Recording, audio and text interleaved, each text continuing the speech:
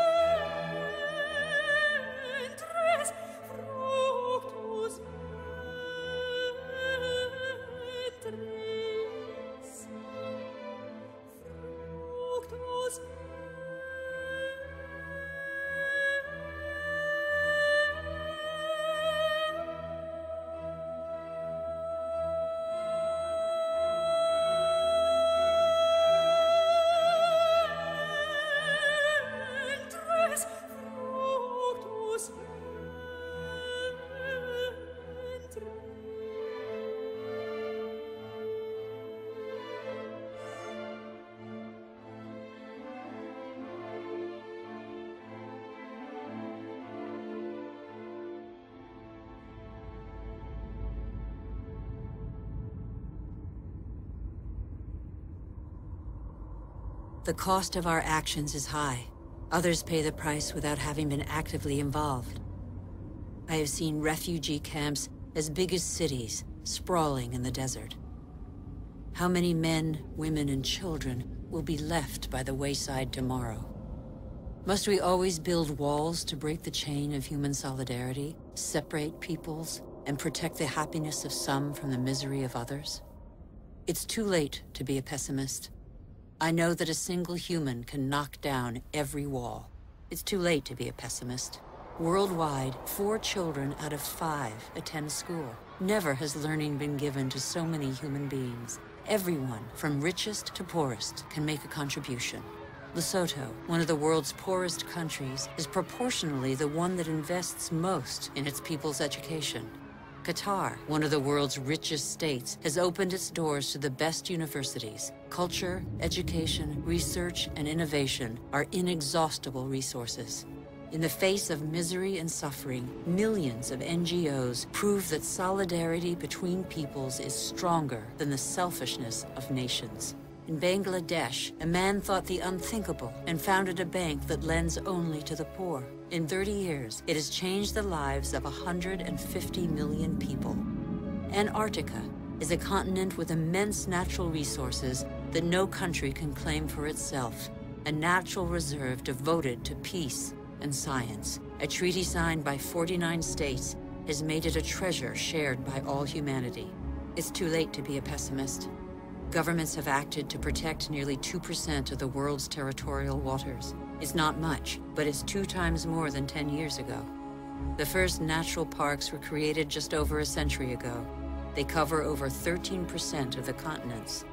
They create spaces where human activity is in step with the preservation of species, soils, and landscapes. This harmony between humans and nature can become the rule, no longer the exception. In the United States, New York has realized that nature does for us. These forests and lakes supply all the drinking water the city needs. In South Korea, the forests have been devastated by war. Thanks to a national reforestation program, they once more cover 65% of the country. More than 75% of paper is recycled. Costa Rica has made a choice between military spending and the conservation of its lands. The country no longer has an army. It prefers to devote its resources to education, ecotourism, and the protection of its primary forest. Gabon is one of the world's leading producers of wood. It enforces selective logging, not more than 1 tree every hectare. Its forests are one of the country's most important economic resources, but they have the time to regenerate. Programs exist that guarantee sustainable forest management. They must become mandatory. For consumers and producers, justice is an opportunity to be seized. When trade is fair, when both buyer and seller benefit, everybody can prosper and earn a decent living. How can there be justice and equity between people whose only tools are their hands and those who harvest their crops with a machine and state subsidies? Let's be responsible consumers. Think about what we buy. It's too late to be a pessimist. I've seen agriculture on a human scale. It can feed the whole planet if meat production doesn't take the food out of people's mouths. I have seen fishermen who take care of what they catch and care for the riches of the ocean. I have seen houses producing their own energy. 5,000 people live in the world's first ever eco-friendly district in Freiburg, Germany. Other cities partner the project. Mumbai is the 1,000th to join them. The governments of New Zealand, Iceland, Austria, Sweden, and other nations have made the development of renewable energy sources a top priority. I know that 80% of the energy we consume comes from fossil energy sources. Every week, 2 new coal-fired generating plants are built in China alone. But I have also seen, in Denmark, a prototype of a coal-fired plant that releases its carbon into the soil rather than the air. A solution for the future? Nobody knows yet. I have seen in Iceland an electricity plant powered by the Earth's heat, geothermal power. I have seen a sea snake lying on the swell to absorb the energy of the waves and produce electricity. I have seen wind farms off the coast of Denmark that produce 20% of the country's electricity. The USA, China, India, Germany, and Spain are the biggest investors in renewable energy. They have already created over 2.5 million jobs. Where on earth doesn't the wind blow? I have seen desert expanses baking in the sun. Everything on Earth is linked, and the Earth is linked to the sun, its original energy source. Can humans not imitate plants and capture its energy? In 1 hour, the sun gives the Earth the same amount of energy as that consumed by all humanity in 1 year. As long as the Earth exists, the sun's energy will be inexhaustible. All we have to do is stop drilling the Earth and start looking to the sky. All we have to do is learn to cultivate the sun. All these experiments are only examples, but they testify to a new awareness. They lay down markers for a new human adventure based on moderation, intelligence, and sharing.